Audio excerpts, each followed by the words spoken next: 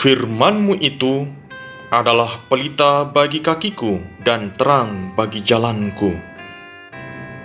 Demikian ditulis oleh pemazmur dalam Mazmur 119 ayat 105. Para sahabat yang terkasih, welcome to Nutrisi Rohani dan Edukasi. Platform digital untuk berbagi nutrisi rohani yang bersumber dari sabda ilahi dan berbagi harta rohani gereja. Para sahabat yang terkasih, hari ini Bunda Gereja mewartakan kepada kita sabda Allah dari Injil Yohanes bab 21 ayat 20 sampai ayat 25. Setelah Yesus yang bangkit berkata kepada Petrus, "Ikutlah aku." Petrus berpaling dan melihat bahwa murid yang dikasihi Yesus sedang mengikuti mereka, yaitu murid yang pada waktu mereka sedang makan bersama, duduk dekat Yesus. Dia inilah yang berkata, "Tuhan, siapakah dia yang akan menyerahkan Engkau?"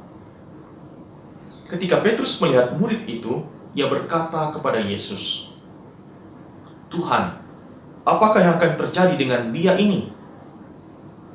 Jawab Yesus, "Jikalau aku menghendaki supaya ia tinggal hidup sampai aku datang, itu bukan urusanmu.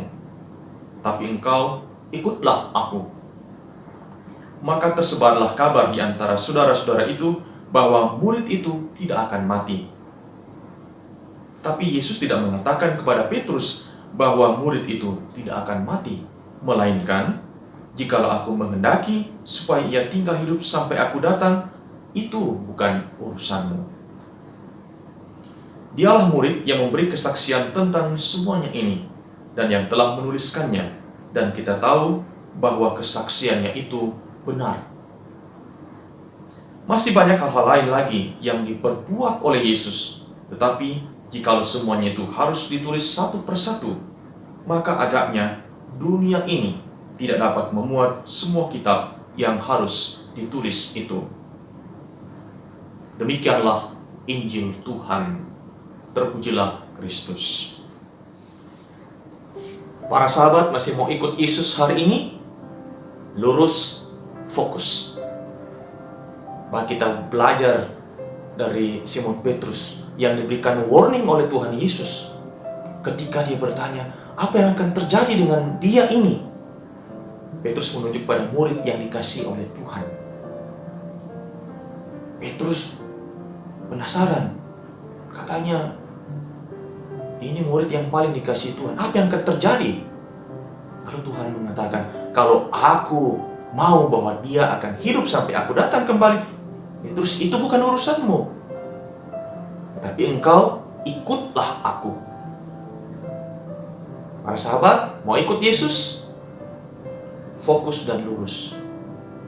Jangan kepo. Apakah lagi kepo banget? Entah ke sana, entar kemari, ikut gosip sana, gosip sini. Semakin digosok, semakin sip. Akhirnya gagal fokus. Tidak mampu mengikuti Yesus dengan konsekuen.